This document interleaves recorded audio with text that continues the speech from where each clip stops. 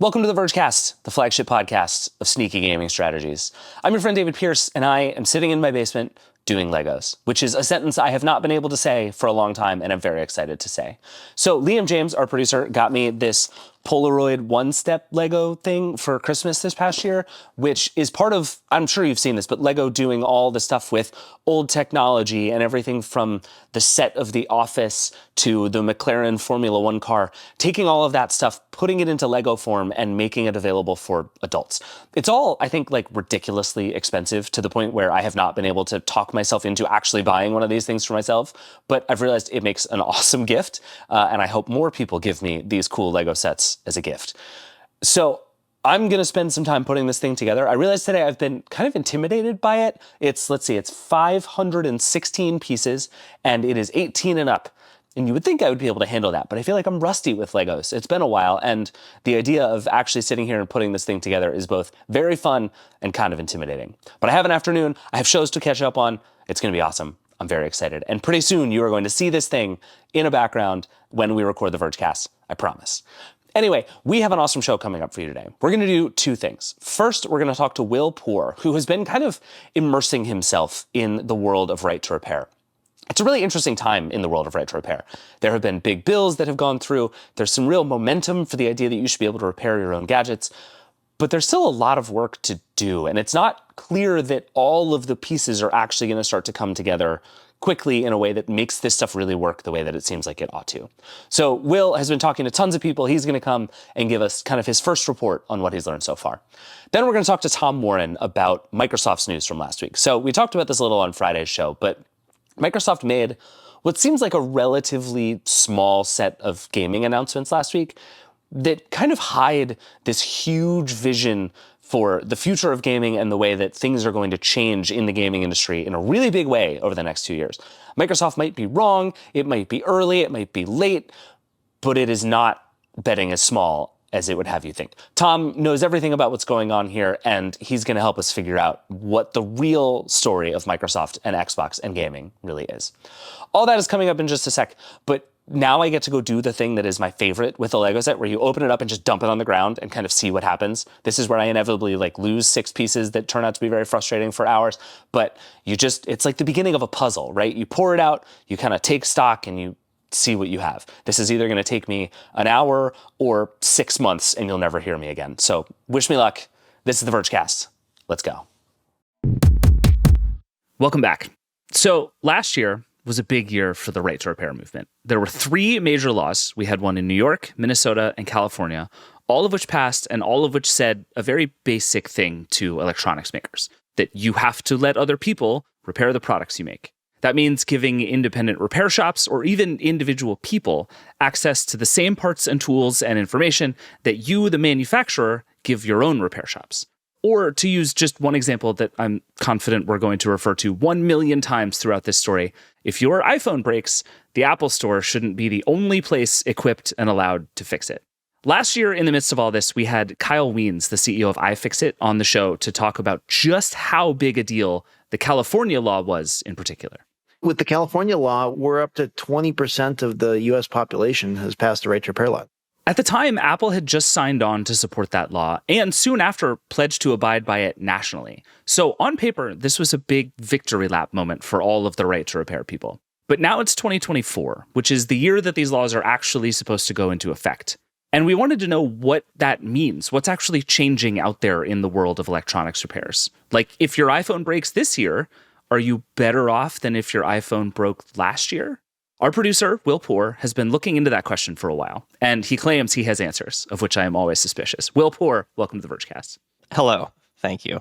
Do you have answers? I do. I have a lot of answers. I talked to a lot of people to try to understand what's going on here. I talked to repair shop owners, activists, lawmakers, and big companies like Apple and Google. And, shocker, the answer really depends on who you talk to. The advocates for these laws, the folks who have spent years trying to establish the idea of repair as a right, they're pretty jazzed. Yeah, it was an absolutely monster year for right to repair. That's Nathan Proctor. He runs the Right to Repair campaign for the Public Interest Research Group. He said last year started with a disappointment. That big New York bill got watered down by the governor at the 11th hour. I think we just went all out last year. We really put everything we had into it. And then Minnesota passed the broadest right to repair bill we've seen yet, even broader than what New York did with fewer loopholes. Then Colorado passed an excellent farmer right to repair bill, which was the first of the nation on that. That was an extremely difficult fight. Hang on, did he just say farmers? Are we talking about farmers? We absolutely are. Right to repair is this huge deal in agriculture also. It's not just consumer electronics. Huh. That's because John Deere and a whole bunch of other companies have gotten super, super controlling about who can repair their tractors. John Deere is like the Apple of the tractors, right? I'm remembering this now, that they're like super mad about anybody who wants to repair their tractor. They are the leader in this space. They're a huge problem for farmers, and it's a huge deal for agriculture because farmers' livelihoods depend on the stuff. It's not like most of our phones where this is an annoyance, but it's not make or break. So this kind of thing comes up in sort of higher stakes situations like agriculture. Wheelchairs is another place where this debate is happening, other kinds of medical equipment. So it's a lot broader than just consumer electronics. Anyway, here's the rest of the Nathan quote. And then California just absolutely overwhelmingly passed. And people know or might know that Apple endorsed that bill, which I think is just a sign of how much momentum we had. That Apple endorsement was notable because for years it was the go-to example of a big, powerful company lobbying super hard against repair laws. So the endorsement was evidence of industry warming up to independent repair, which is just not how things felt for a long time. In all the years that we've been on Right to Repair, we've heard just absolute throw spaghetti at the wall kind of arguments against it. The big categories are safety, security, privacy, liability, intellectual property. I remember vividly when AHAM's lobbyist, that's the Association of Home Appliance Manufacturers, claimed that if people were able to fix their own dryers, like, clothes dryers, that, they have a latch and the door. And what if the door latch came undone because you didn't do the repair right, and then your child put their arm in there and got it ripped off by your dryer? So right to repair means dismembering children. So this is wild. This went a whole way I did not expect. But this makes me think of the thing you always heard from Apple and others about, like, if you try to take your phone apart, you're going to blow up the battery and burn your house down, right? That's kind of the consumer electronics version of this. And I think maybe equally realistic as someone who has blown up a battery trying to take my phone apart in the past. It happens. But yeah, I mean, this is how far back the safety argument against right to repair goes. And this is a drum that all kinds of manufacturers have been beating for a really long time. But they're starting to, if not give up on the safety argument, at least roll it back a little, it sounds like. Yes, manufacturers are giving up on some arguments that just have not panned out for them in the past. The times are changing. Apple, in particular, has started to publish repair manuals on its website. It has this self-service repair program, which The Verge and lots of other people have pointed out feels a lot like malicious compliance because it's super expensive and complicated. But in general, Apple is playing ball with these new laws. Apple announced more DIY options in December. These companies are getting ready for it. So I think that it's clear that to some degree that there will be compliance. They're planning for it. They think that's great. I'm glad that they're not all going to fight. Okay, so this all lines up with roughly where we were with Kyle a few months ago.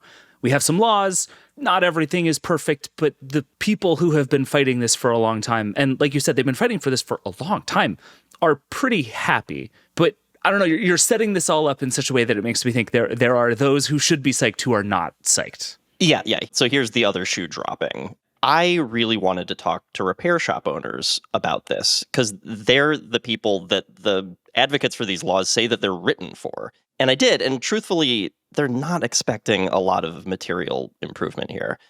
One owner I talked with was Jessa Jones, who runs a repair and data recovery shop in Western New York. And she echoed pretty much every other shop owner I talked to. Basically, she thinks the laws are well-intentioned, but they don't address some really critical things. For example, there is this very basic practice that any repair shop should have at their disposal. I would like to be able to have a filing cabinet where I put any phone that is here for parts or pieces or donated or old or something I buy. I want to be able to put it in a file cabinet where at any point in time, here comes a matching phone model that I can go to my file cabinet junkyard of parts and I can take out a perfectly fine working, let's say, true depth camera out of this phone and install it in that phone. And I can take two bad and make one good. But she can't do that with iPhones. Take the true depth camera. That's the iPhone's front-facing camera system. She can order a new one direct from Apple. It's about $185 for an iPhone 15. Making that part available technically puts Apple in compliance with the current repair laws.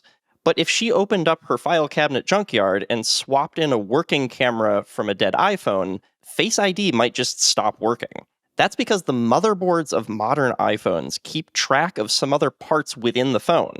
And if you swap in an aftermarket part, or even a genuine Apple part that Apple didn't sell you, your phone might start acting up. If I replace your battery with a quality aftermarket battery, you can no longer go into your settings and see your battery health. You lost a function. That's terrible. That's wrong. And that's what's happening now.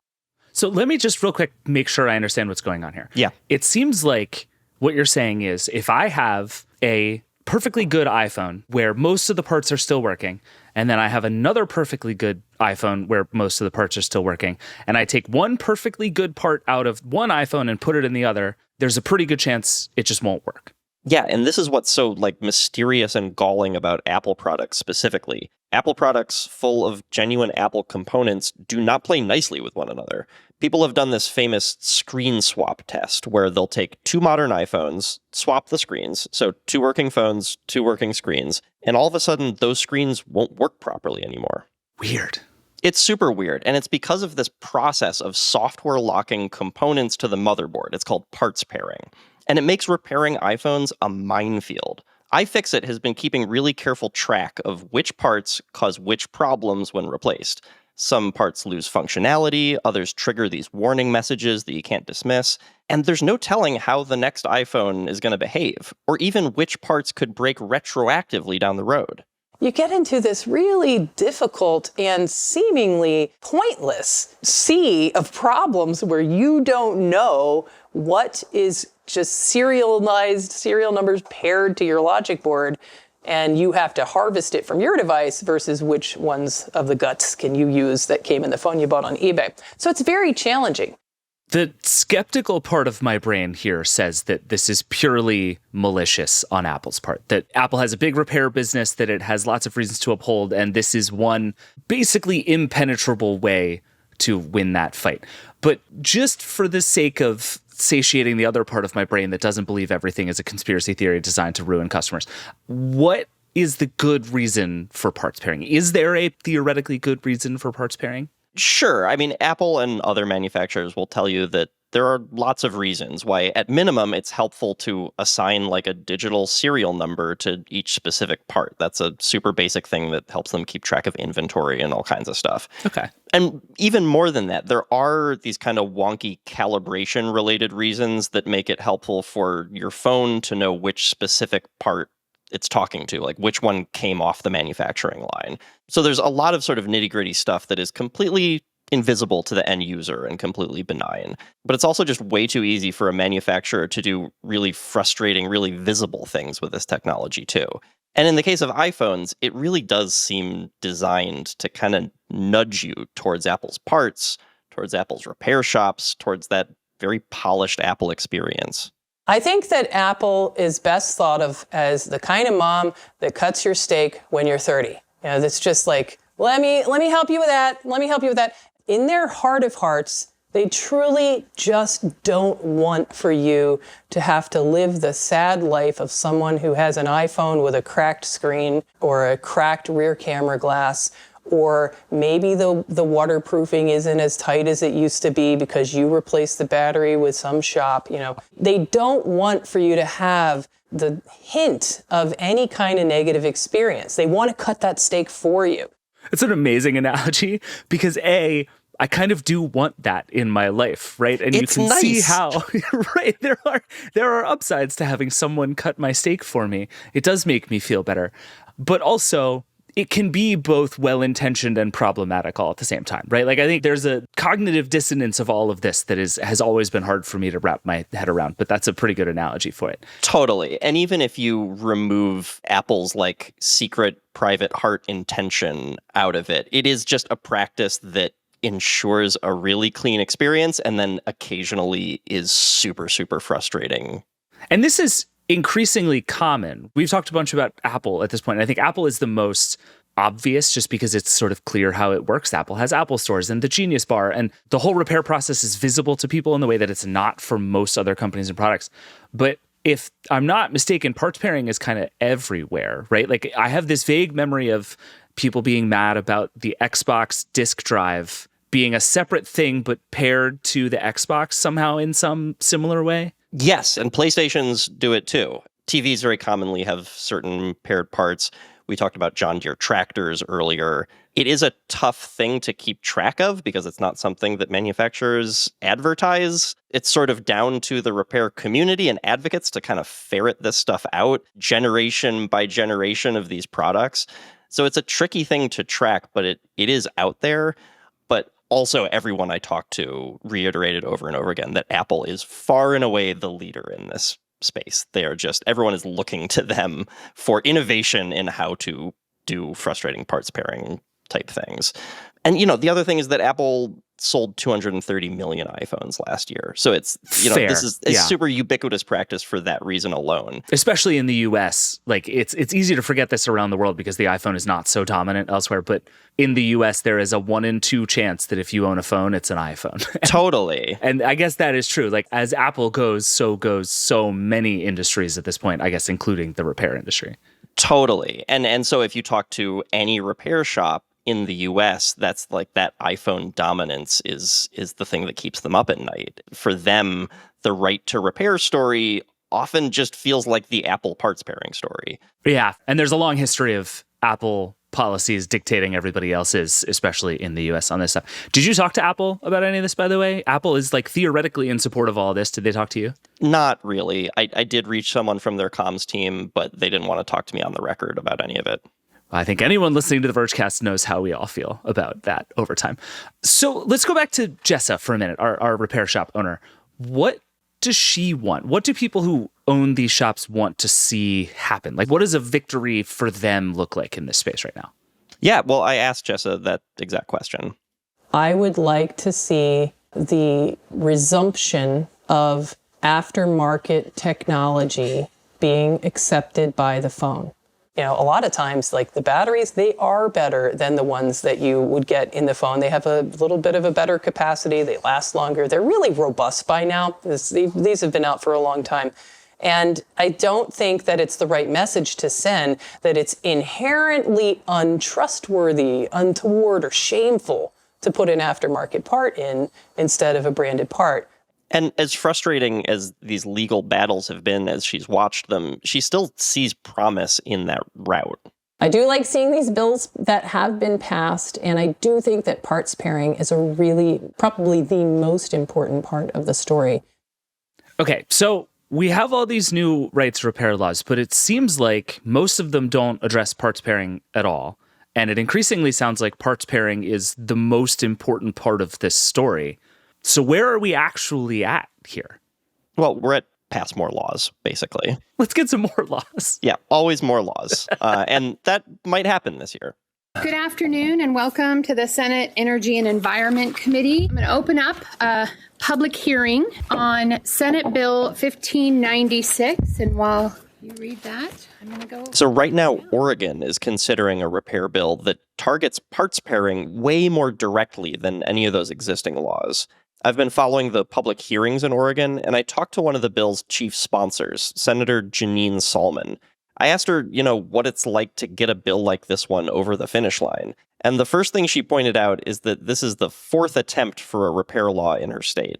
The first time it was a very broad net. It encompassed a lot of product. And then when I got involved, the scope was narrowed and it became the consumer items, the cell phones, the laptops and such. And it did not even move out of the House. The third time was last year. It did move out of Senate Energy and Environment. There was a delay in our floor session because there was 6 weeks where there was a pause due to a Senate walkout. So it died. And then California then passed their bill. And then we started working right after the session to really fine tune and look at Oregon's policy, what we would be bringing forward. So it's a grind. But the fourth law has been introduced with parts pairing language intact. I know that the advocates feel very strongly about that. That was something that was either never introduced in other bills or was amended out or compromised out. Okay, but it's in there this time, right? What does it say exactly?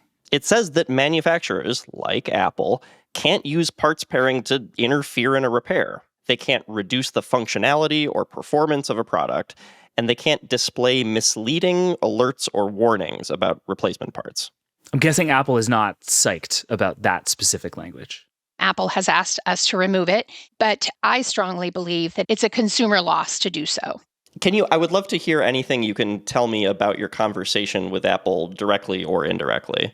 I've engaged with Apple many times. I met with an Apple lobbyist and we kind of went over like, hey, these are the issues that we see could potentially be changed. They were introduced in California, so I took all of that in. The second meeting, I was told to come alone. What? That paints a picture in of itself. Yeah. That's amazing. Some truly cloak and dagger politicking. Yeah, it's ridiculous. So to their credit, Apple has gotten a little less cloak and dagger about all of it. A spokesman did finally testify publicly at a hearing a couple weeks ago, though he was basically just there to say, please leave parts pairing out of this. I'd like to begin by saying that Apple agrees with the vast majority of Senate Bill 1596. However, it is our belief that the bill's current language around parts pairing will undermine the security, safety, and privacy of Oregonians by forcing device manufacturers to allow the use of parts of unknown origin in consumer devices. So the line here is basically just that aftermarket parts are a crapshoot. They could be good, they could be shoddy, they could be dangerous. Parts pairing is Apple's way of steering customers away from questionable components like explodey batteries. They're super worried about security features like Touch ID components. Apple could be required to allow third-party biometric sensors to work in our devices without any form of authentication, which could lead to unauthorized access to an individual's personal data. So this is a slightly different take than we've been talking about with some of the parts pairing stuff, which is, I think I have a working Apple thing and I want to put it in another working Apple thing is one version of parts pairing. But I have to say, I find this slightly more credible, the idea that you shouldn't just buy any battery you find on Amazon. And I mean, you and I have both bought crappy things on Amazon. Remember all those hoverboards that exploded? Like, maybe protecting people from themselves is not a crazy idea. Do you buy that argument? It's funny we're coming back around to the safety argument. Yeah, you're right. Kids in dryers. Yeah, we're back to dismembering children. But you're right that batteries are an easy punching bag because they fail, and sometimes they fail catastrophically. So as a DIY repair person, you absolutely should do your homework and find a trusted supplier of an aftermarket battery, or you should go to a trusted repair shop. As for the kind of rogue fingerprint sensor that can hack your phone, I talked to a security expert and they said it was possible, but really far-fetched. It sounds scary. It's a good, visceral example. Yeah, I mean, it falls really neatly into the category of what advocates refer to derisively as FUD, or fear, uncertainty, and doubt, which is just a very diffuse tactic for people who want to scare you away from a thing. It kind of does go back to the issue, though, of just finding a good repair shop and a good aftermarket supplier that's not going to sell you a super sketchy part. And that is just a leap that Apple doesn't want customers to have to make, basically. So that's Apple's take on the Oregon bill. But the other notable thing about this bill in particular is Google used it as an opportunity to come out fully in support of right to repair, including all of the parts pairing stuff in this Oregon bill. And they're basically using this bill to loudly say, yes, you can have a hardware business without controlling what goes into that hardware after the fact. I can't speak as well to that because that's simply something that we do not do. That is Google's head of consumer hardware, Stephen Nickel, on a call with me last week. You can have that quality, you can have that safety with your repairs processes that we implement and not be concerned about it, right? We work with really good repair providers. We also make the process as simple as possible, so we're not as concerned. So obviously, Stephen knows that taking this more relaxed approach means that more aftermarket parts are going to find their way into Google products. But here again, he just didn't project any worry about it. We want you to have that best experience. And so, we believe that best experience means authorized parts. We know that other parts are out there, third-party parts for various aspects, right? But continually, we believe if we put out this experience and we make authorized parts available, accessible, and affordable, you're going to select those, right? So that is basically where things stand at the moment.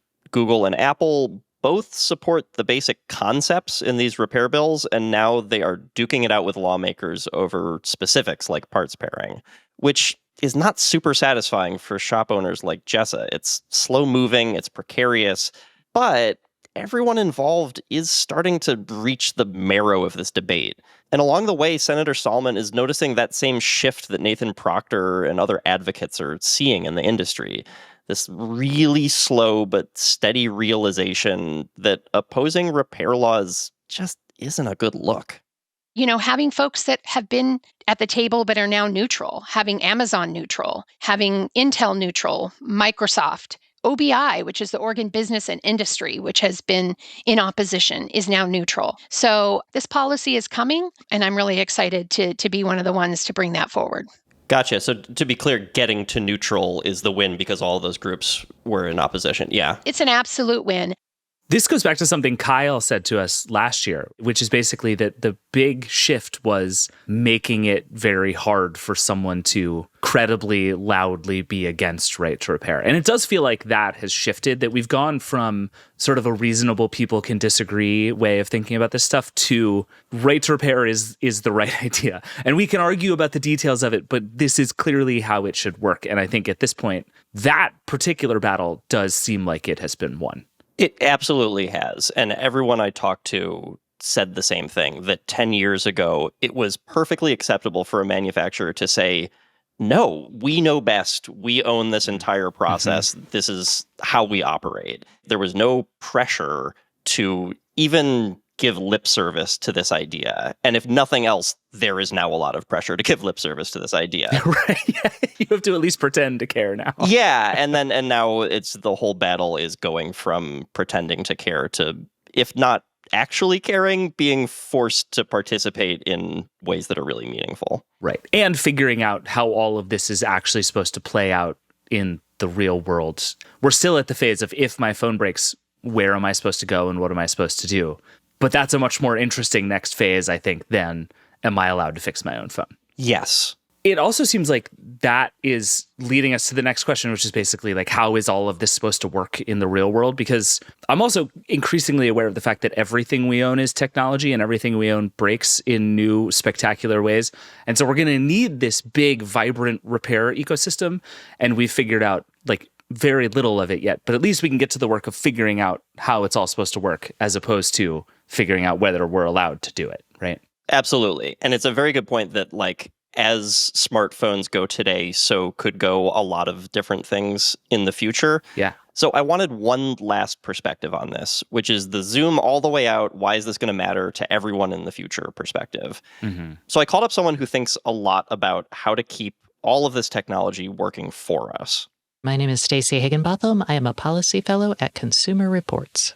Stacey spent years reporting on the Internet of Things. So when she looks at a technology like parts pairing, she sees trouble ahead for a lot more than cell phones. We're adding software to a lot more products that historically haven't had software in them. A good example would be your home appliances. Your current home appliances may not have like a Wi-Fi chip in them, and they may not have a lot of software that allows them to do cool features, but your next one probably will. Those companies are learning from what Apple's doing, and they're going to be implementing similar sorts of software pairing techniques to make these devices less repairable by third parties, but also just less something that the consumer themselves has ownership of, if that makes sense. And that's the big risk here, I think, with software pairing, is that it's not going to stop with your phones. It's going to go to everything, because as we connect our devices to the internet, they get not just radios, they get software and cool features. And you're going to lose control over a lot of that going forward. Okay, so you've just brought up the big, huge galaxy brain sized question behind all of this, which is, do we actually own the stuff that we buy? And we cannot get into that now because, dear God, the things it will do to me and this episode. But that does feel like this question, right? All of this boils down to is my iPhone, my car, my dishwasher, is that mine to do with as I please, or am I essentially operating something under someone else's purview? Exactly. And iPhones are just far enough out ahead of all of this that it is easy to look at them and start to go oh, what if the whole world worked like that? And so that's what we're doing right now with consumer electronics like iPhones. And it's what a lot of this right to repair movement really boils down to in the end. Okay, so someday, very soon, you're going to come back here and we're just going to get deep in our feelings about ownership. And I'm going to yell about Kindle books getting removed from Kindles, and it's going to be a whole thing. Yep. But for now, you mentioned more laws. We're going to cover right to repair a lot this year. I actually think this is one of the big sort of trundling along in the background stories in this industry. And you're deep in it now. You're going to keep covering it for us. But set the stage for the rest of the year for us a little bit. What is 2024 going to look like in this space? Well, we're going to have to see. It's really hard to predict what happens with all of these different bills. So I'm going to be following what's going on in Oregon. That bill that we talked about just passed out of committee. It's headed for the full Senate in Oregon right now. So we'll see what kind of legs lucky number 4 in Oregon looks like. I'll keep track of other state bills, and I want to just keep talking to repair shop owners and DIY folks because parts pairing is really important for them, but there's a ton of other stuff that they're grappling with every day that is very closely connected to the right to repair that has nothing to do with anything that regulators are trying to tackle right now. So there's just a lot more going on here. And as you say, I think this year is going to be a big year, both for the laws and for people asking those even larger questions. Fair enough. How should the people get in touch with you? Like we said, you're going to be covering this all year. If you run a shop and want to talk about it or just have feelings about your iPhone screens, how should people find you? Oh, email me, william.poor@voxmedia.com, and I will check back here when I learn more about all those things. Awesome. Thanks, Will. Appreciate it as always. Yeah, absolutely. All right, we got to take a break, and then we're going to come back, and we're going to talk about some big and slightly confusing news from Microsoft. We'll be right back.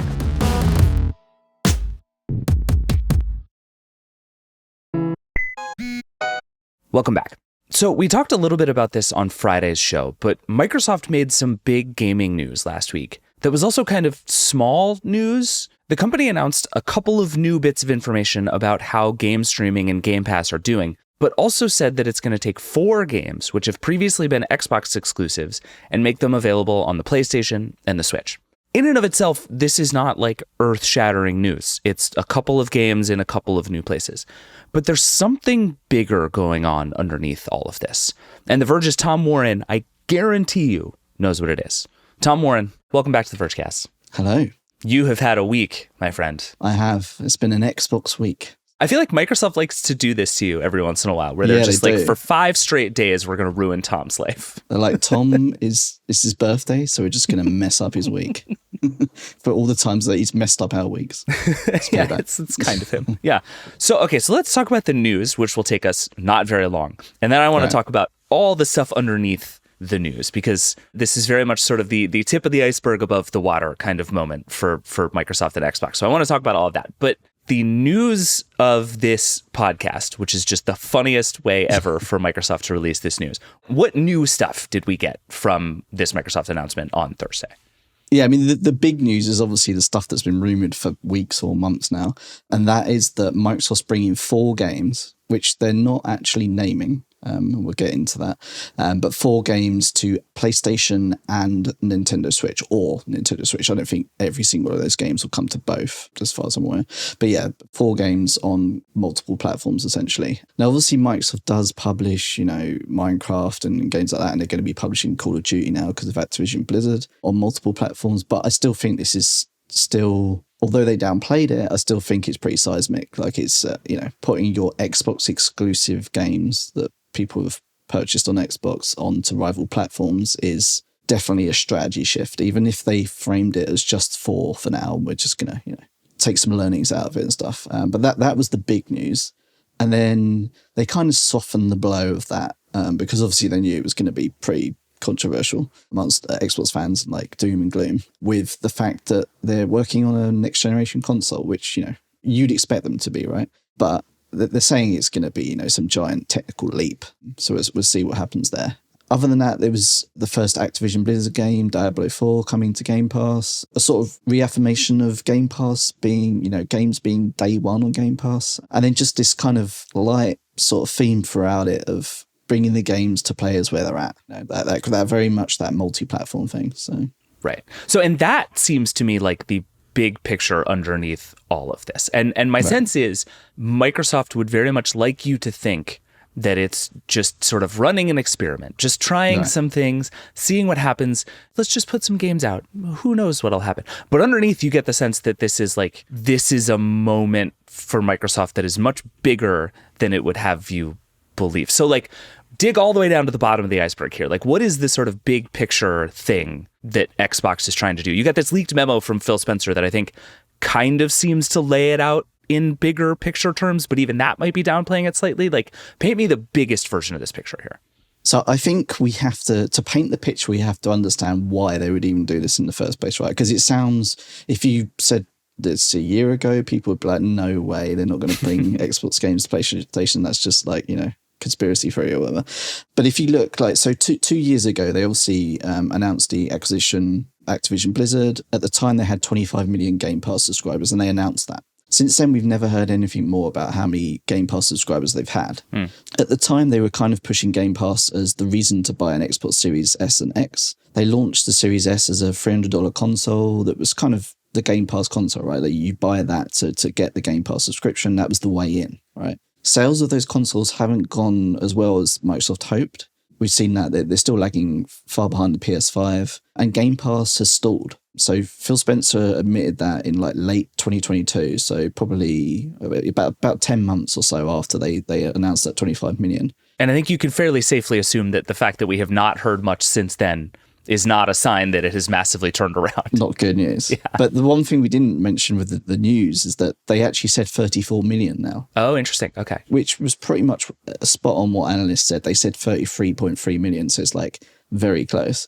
That includes Game Pass Core, which used to be Xbox Live Gold. So that is an interesting part as well. But when you take that example of Game Pass stalling, Microsoft needs to find revenue growth elsewhere. If they're not selling the consoles and getting that user base up so that they can sell, you know, the microtransactions, the games, all the in-game content, everything else, you need to find revenue from elsewhere, right? You still need to grow. Microsoft needs to grow, especially when they're putting so much money on the line for these studios.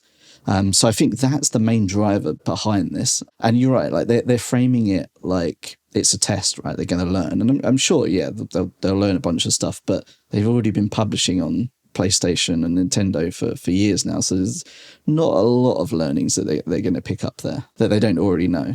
So if I'm Microsoft, it feels like you take kind of the last couple of years and you can do one of two things. You can either say, we believe that streaming and cloud and Game Pass is the future. We think we're early. Microsoft has a really long history of being slightly too early to really good ideas. Yes. But we are going to keep pushing on this. And they've talked a lot about how they're in third place, and this is the way to win the next generation. And so if you're Phil Spencer, there's a version of this story where you say, the only way out is through, right? Yes. The other side is to say, maybe this isn't working. And then to say, okay, let's go back to something that feels more like a way that you can actually make money in the gaming industry. Yeah. And the two ways to do that are either make games that people buy on lots of platforms or make a gaming platform on which people buy your hardware and play your games. And it feels like Microsoft is wanting to say that it's still on the streaming is the future side of things, but is kind of like trenching back towards this like very normal way of running a gaming business. Yeah, and that's a good point. Like the cloud stuff is also a big part of this as well, because they kind of bet on cloud being bigger than it perhaps has been or will be potentially in the next sort of 5 years. Essentially, they've also had this vision of exports everywhere, right? Like on every screen or whatever, which we've heard them say in this leaked memo. It's always been that vision, like on PCs, on consoles, on cloud, you know, getting it to mobile devices through streaming.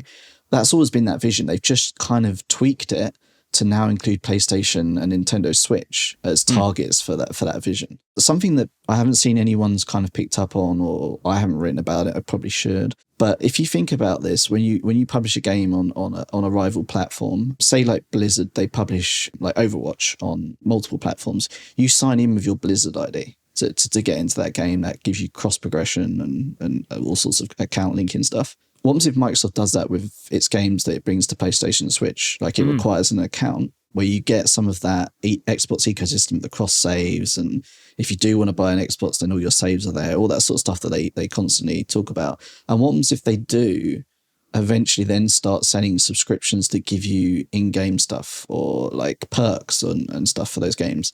I don't know exactly how that will work in terms of the platform holders allowing that, but it's a possibility that these could even be like Trojan horse games for something like that down the line, because they know they can't get Game Pass natively on those consoles because Sony's going to want their 30% cut. Nintendo is, and just like Microsoft would if it was the other way around. So, but I do feel like there's a possibility that they might be able to work around some stuff with the account stuff. We'll see. That's interesting. And so maybe I'm not giving Microsoft enough sort of vision credit there, that maybe they're not just pulling back to, we have to sell people video games because that's how you make money in the gaming business, is by selling people video games, and we have to do it any way possible. That they can do a little bit of that while also still pushing on this Xbox everywhere, every screen should be an Xbox kind of strategy, which like intellectually I think is the right strategy. I think it's, again, it seems like Microsoft is early here, and whether it can survive how early it is remains to be seen, but it does feel like that ought to be where all of this goes. And maybe Microsoft isn't giving up on that entirely by doing this. No, and I think a part of it is also they obviously Game Pass was pretty disruptive. It was definitely something that kind of shook up the industry a little bit. It definitely made Sony respond, right? They responded with subscriptions beyond what they were offering. And I do wonder if that's kind of Microsoft's plan here as well, is like to try and shake up this idea of exclusivity. Because obviously we saw the Sony president announce just hours, funny enough, before Microsoft's event that they wanted to aggressively pursue multi-platform, or that's the way they say it. But I think the way that you can really understand that is PC, because he did mention computers in particular. So I think that's more them saying they want to be day and date on PC more often, because there's money to be had there, right? Like Helldivers 2 came out recently and it's doing massive amounts. And I think this is Microsoft kind of saying, Sony, you should probably do this as well, like do it on PC. And I don't know whether we'll see Sony do PlayStation games on Xbox anytime soon. But the other part of all of this, if people are all publishing on different rival platforms and stuff, it's just Valve's just sitting there sort of laughing, right? Yeah, true. They've got all the exclusives they want, right? They're getting the PlayStation ones, they're getting the Microsoft ones, they're not getting the Nintendo ones unless Nintendo does PC games, which I do think they should. But they are quietly building the Steam Deck and Linux platform to rival Windows. And that's one of the last touch points of Windows for consumers is gaming, right? Like if Microsoft loses that, they lose a lot of consumer really, if that goes away. So I think there's definitely a part of that as well that Microsoft's looking towards.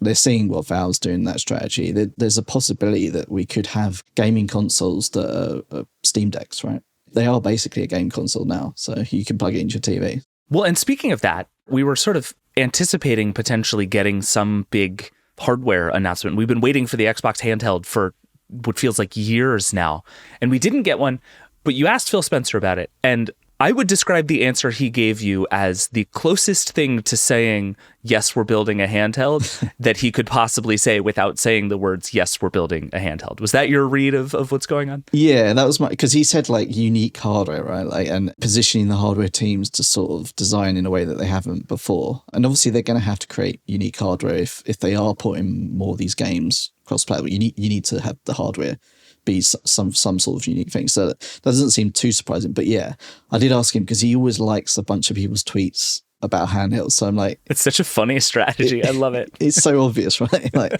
he's obviously trying to say something, but and I think part of it is they obviously have to improve the Windows situation on handhelds so that it's competitive to Steam Deck. But yeah, like the Xbox handheld itself, I'm very curious if they do that and when. And on what sort of platform that runs. Because I think the most ideal thing that they could do, which they could technically do, it's just whether they could put all these things together, is have it run Windows, but never expose Windows. Like Steam Deck has Linux and doesn't really expose it unless you want to go into the desktop. but then have it run the virtual machine of Xbox OS on top, so you can get Xbox games on it. Because then you don't have to worry about the PC Game Pass store and the Microsoft store, which isn't very good on PC. And then you get the best of both worlds, right? You can still play Steam games on it as well. Like that would be, if you wanted to sell me a Steam Deck that was running with, that would be, I think a lot of people would buy that. I think so too. Well, and this goes back to one of the strangest Microsoft strategies to me. And you and I have talked about this before, but I'm curious how you're thinking about it now, which is Microsoft never seems to be able to decide whether it wants to make its own hardware. And it kind of vacillates in and out between betting really big on Surface and doing some really interesting work and really changing the PC industry, and then this sort of pull back from the innovation there, which, caused Panos Panay to leave and some other machinations going on there. But it seems like if I'm Microsoft and I am all in on the hardware business, they should have built more Xbox stuff by now. So it seems like there's one way to read that's like, well, these two things are too obvious to have not been together by now. Right. If Microsoft actually cared about doing this. And if you're taking the Windows strategy, you just kind of are happy running on partner devices rather than trying to build your own. Yeah. But then it is pretty obvious that they're building a handheld. So like, what do you make of this? Like, does Phil Spencer want to build this hardware, or is he trying to like start an ecosystem of hardware that he can just put his games on? I think ultimately they probably do want to build the hardware. Okay. There'll probably be some sort of combination of the Surface team doing that or helping out with it, because they kind of help out with some of the Xbox stuff anyway. And a lot of the lab testing is kind of shared. But yeah, like I do think they'll build it. It's just, it comes back to the question of what platform will it run on. And I think that speaks to probably why they haven't done it before. There's been that weird, like always this weird split between Xbox and PC stuff. And Microsoft's always tried to kind of force the console stuff onto PC, but PC gamers don't really want that. They use Discord and Steam, and they don't really care about an Xbox party chat or whatever. Like that's not a thing. Right. And it's just, I think that is reflected internally. Like there's, like the old days, what was that org chart where like Microsoft business units were pointing guns at each other? Like I think that still kind of exists a little bit in it. There's still fiefdoms and stuff, like I do think that Xbox hasn't been able to do exactly what it wants on Windows because the Microsoft store's there. There's a control of Windows that's away from Xbox. So if they can break down those barriers somehow, like they're going to have to, if they want their gaming business to survive on Windows, at least anyway, because Valve is doing some impressive stuff, and I don't know, that's the biggest threat I think to Microsoft's gaming stuff rather than Sony. When Microsoft talks about its competitors, Phil Spencer and others, they talk a lot about PlayStation and Nintendo. Yeah, but they don't talk a lot about Valve. Like, how much do you think Valve weighs on Phil Spencer's mind as he considers the future of Xbox? I think more so these days, although he probably wouldn't admit it, but I think you can just see, like, obviously Steam Deck isn't doing huge numbers right now, but it's starting that category of devices. But it's like beloved. Yeah, and it's beloved. Like capital G gamers like love that thing. And I feel like if I'm Phil Spencer, the thing I've learned over the last decade is I have to keep the capital G gamers happy. Yes, exactly.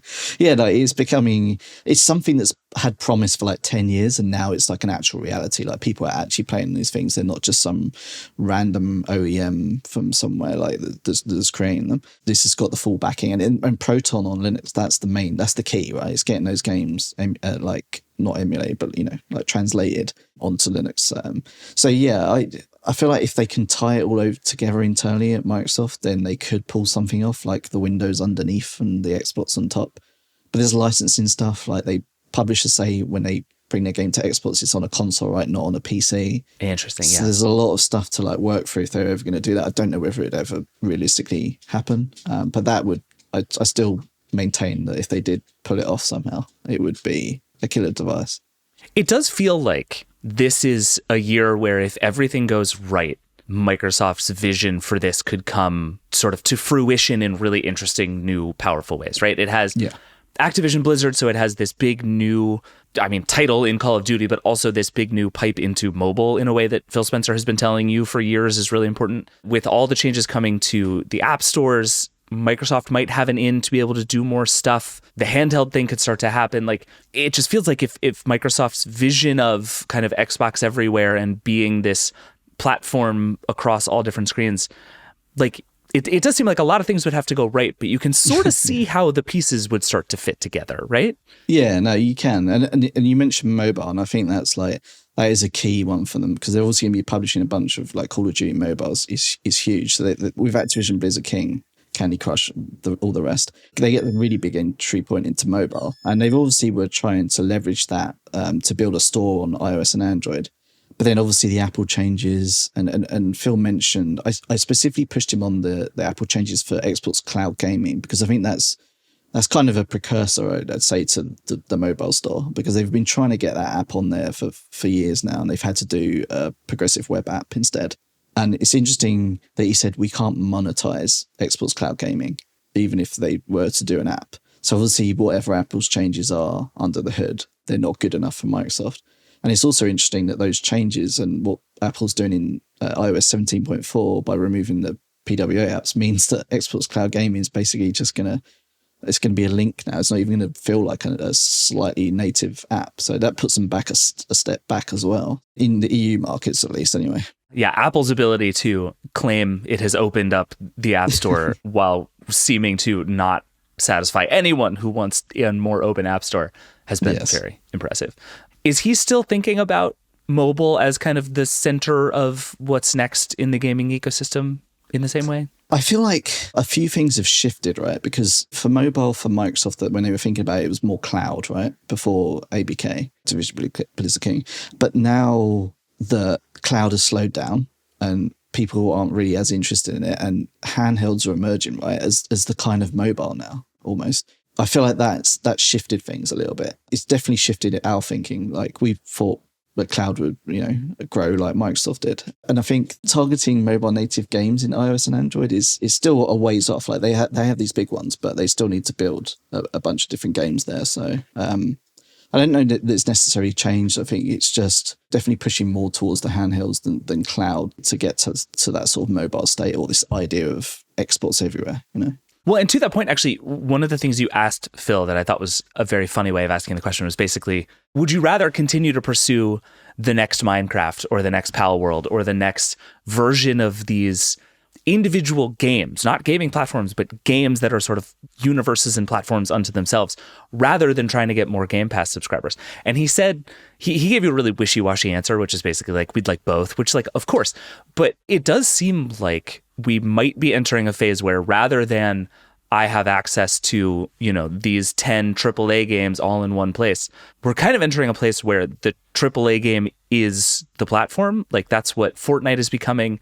That's Minecraft is that, Roblox is that. Maybe that's the next turn rather than I have a bunch of sort of disparate games all available in the same app. And Microsoft is going to, like, all you have to do is look at the money, and that's what it would tell you to chase right now, right? No, I agree. And I kind of posed the question to him, is like, that's my thinking, that they'd rather have another Minecraft, like, or a Fortnite, like these are essentially social platforms that teenagers hang out in, right? Just to chill with their friends. So who wouldn't want that? And the amount of in-game revenue, like that's like a big chunk of the Xbox content and services revenue, right, is from all these in-game purchases. So I'm sure they would love a massive hit like that. And Power World was obviously a big one for them, having that just not exclusive to Xbox. It's just the fact that Sony doesn't allow those early access games on their platform. But having that available on Xbox, I feel like that's probably been pretty enlightening as well.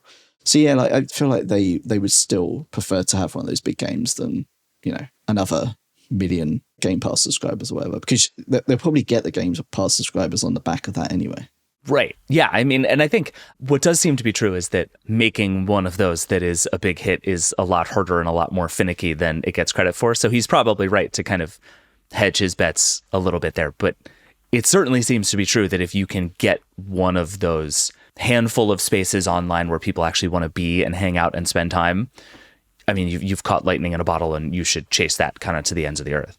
Yeah, I think it's the thing that they're tracking internally as well. It's like, it's the engagement, right? That everyone tracks these days as well. The time spent in a game, the time spent on the console, rather than we've sold X amount of consoles, which is great, but that's a funnel into your software. And if you don't have the games to keep people sticky in there, and they're going elsewhere for, whether it be Netflix or whatever for their entertainment needs, it's keeping that sticky experience to keep people spending and keep people playing and all that sort of stuff. So that's definitely the way that they're looking at internally. Makes sense. So, okay, last thing, and then I'm going to let you go. The 4 games that are coming from Xbox to other platforms, Microsoft has not announced, but you know, because you're better at this than everybody at Microsoft. Sorry, everybody at Microsoft. What do you make of the 4 games that Microsoft picked to do this with? And then also, you asked Phil about Starfield and Indiana Jones, kind of these bigger name games, the sort of central franchises. Do you think we're going to see those at some point here in the future go down the same road? Yeah, so like the 4 games are kind of interesting because Sea of Thieves, obviously, like it's a pirate game, which would be kind of funny to watch Xbox fanboys and PlayStation fanboys battling it out in the seas, right? Sinking each other and it's actually kind of perfect. Virtually murdering each other. So that's going to be quite funny to witness. And I think that one makes sense, right? It's a multiplayer game, a live service game. You do want those games across as many platforms as possible because when the numbers dwindle, then it doesn't make for such a good game, less people playing it. So that one makes sense. Similar sort of thing for Grounded as well, similar sort of multiplayer sort of experience there and stuff. And then you've got like Hi-Fi Rush, which I think is probably one of the ones where it's like less obvious why it should go on other platforms. But I think the way they kind of launched it, it was like a shadow drop after an Xbox. I think it was like developer direct that they had, and it didn't really have much fanfare, but it's like a great game. It's like one of the, I think Phil described it as like a hidden gem, which is true. And they want more people to experience that. And it could, I guess, get people to think differently about Xbox games or Xbox as the platform, like that sort of thing. Same thing with Pentiment as well. Then the interesting one about Pentiment is that we should have known that it was going to go on Switch or PlayStation all the time, because in Microsoft's blog post, when they first announced it, at the bottom of it, they said Xbox console launch exclusive. So AKA it's going to go elsewhere. Like they had it there plain as day all along. But yeah, like beyond that, these are the 4 that they're talking about initially. But beyond that, there are bigger questions around Starfield, obviously Indiana Jones, other games. There's a bit of a backlash as well with the Xbox fans at the moment about Starfield and some of the reporting around it and Indiana Jones. So I just want to be super clear that Microsoft is considering both of those. It was considering, it still is considering. It's not off the menu, it's not on the menu, it's not been finally decided or anything like that. So those still could come, but they might not. We don't know yet. It's not a finalized decision like these 4 titles are. But I think the important thing is the fact that they were even considering it shows you what their ambition is here, right? The talk of Xbox, every screen's an Xbox everywhere, all that sort of stuff. If you add it all together, you can, and you look at their finely crafted messaging during that podcast. If you read between the lines and you look at it very no bias or anything like that, you could pretty much see what their strategy is, right? Let's go slowly, surely. Maybe some learnings. Maybe we'll launch day and date a certain game in the future, unannounced games, all that sort of stuff. Like they're toying with all these sort of ideas. Nothing is final, but I think it does come down to the fact that they're even thinking about that stuff. That's the interesting part for me. I think that was the bit when I heard that they were like thinking about some of these things. Then it's a bigger strategy shift than the way they kind of teased it out on Thursday. Yeah, and you get the sense that Microsoft is trying to do a huge thing without anyone realizing how huge a thing it is, which Microsoft has learned the hard way. When it makes giant noises about how it's going to change every industry forever, it goes badly. So this time, it seems like they're trying to make just as big a change, but like so quietly that nobody notices. Yeah, and it gives them the room to adjust as they go, right? Like they could have some plans for certain games to come in like the next 6 months. And the problem everyone also has to think about is that this is going to cost them money to port this, to do the work. And it's not something they just go, okay, we're going to put this game in here. And then, Monday they publish it. This is planned months in advance. This is like a big project internally. So it's not something they've just thought, we're going to do these 4 games. But yeah, it does give them that freedom to sort of tweak things as they go, look at what the fans' reception, look at the sales numbers, all this sort of stuff. They'll have people poring over all this data with MATLAB for hours and hours, I'm sure. But yeah, I think it still speaks to that there's something bigger going on for sure. All right, well, I suspect it's going to be a big year, so we're going to have to check in a few times. But Tom, thank you as always. Appreciate it. Thanks for having me. All right, we got to take one more break, and then we're going to get to the Vergecast Hotline. We'll be right back.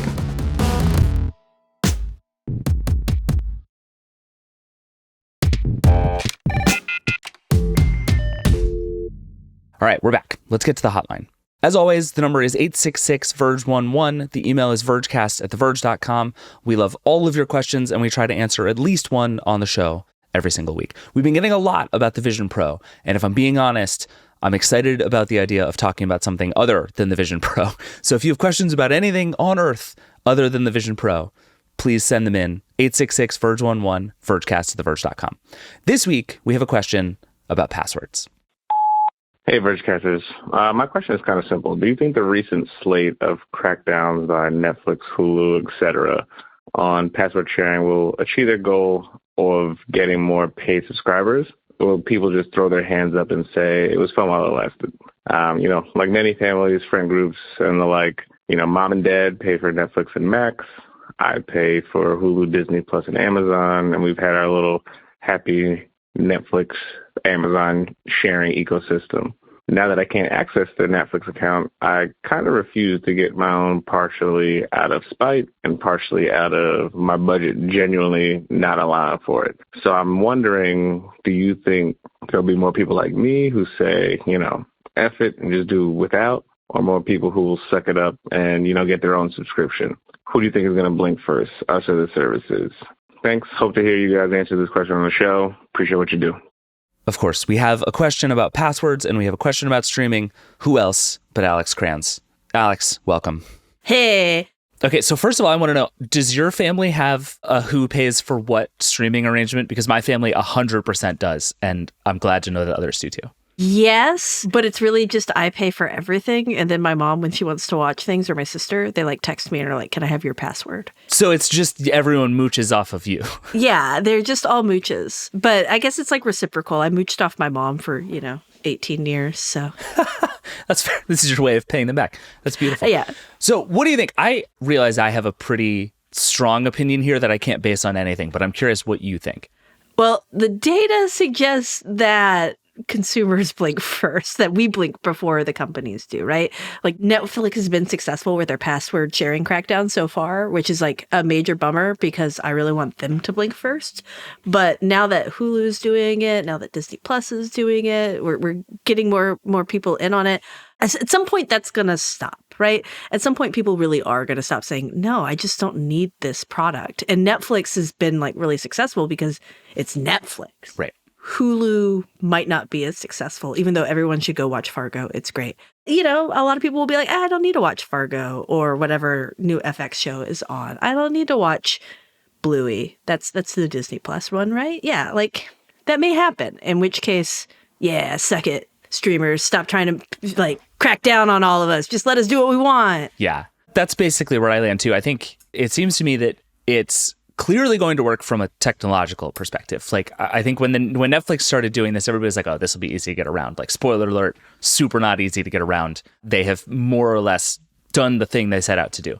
And from that perspective, it's clearly going to work. And anyone who wants to lock people out is going to lock people out. They're getting very good at this. It's very sophisticated. It's just going to work. I do think that if you're a streaming service, the very last thing you want to do is give people a reason to say, do I actually watch anything on here? Yeah. And to your point, right, there are streaming services that I pay for. For me, weirdly enough, it's actually Disney Plus. I don't use Disney Plus that often. I don't really know why. I like all the stuff that's on there. It's just not when I sit down to watch something. It's probably the fourth app I open. And so for me, the minute it becomes sort of in my face whether I want to keep paying for Disney Plus, I'm probably going to say no. And I think what's about to happen to a lot of people is it is going to be put in their face, do you still want to pay for this? And I think you're right that the answer for most people for Netflix is yes, right? I watch an alarming amount of Netflix. Most of it is not stuff I couldn't live without. There are very few things on Netflix that feel core to my personality and life, but it's just where I go to watch stuff. And that's pretty powerful. And also only Netflix gets to be that thing. And so for me, I feel like Disney Plus can probably get away with it just because it has some of that same core content to some people. But Hulu is actually probably a good example. How much stuff is there on Hulu that if Hulu suddenly went away from your life, you would be devastated without? I really liked Fargo. Fargo is really good. I'll give you that.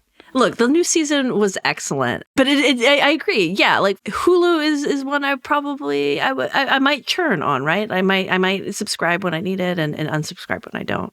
Yeah, my big Galaxy Brain take is that it is both going to work and it is also going to speed up this crazy consolidation that is happening in this industry right now, where having the account is going to be the way that you win, right? Like having a login that I have, which for lots of people, they're not going to have a login anymore. And they're going to have to make a new one. And making people make a new login is hard. And you lose a lot of people when you make people do it. And so I think it's going to take all of these like not quite Netflix streaming services, and it's going to make their lives much harder in service of trying to get more people. So I think it's going to consolidate. That's why they're doing that thing where they're bundling, right? Like, true. That's why Paramount Plus, you can get that now through Amazon, because they acknowledge that most people only want that for either their Taylor Sheridan or their Star Trek fix, or to watch the Super Bowl poorly. So I think they kind of recognize what's going to happen, and a lot of them have made peace with it. And Netflix can get away with it. Netflix has shown it works for Netflix, so Netflix is gonna keep doing it, and it'll be fine until one day you say, do I need to watch that many K-dramas? Maybe I can watch something else on another channel and be done. Right. Yeah, we're definitely in a phase where Netflix kind of continues to flex on everybody, and everybody is trying to do a Netflix impression, and it seems less and less likely that it's going to work for a lot of these companies. Yeah.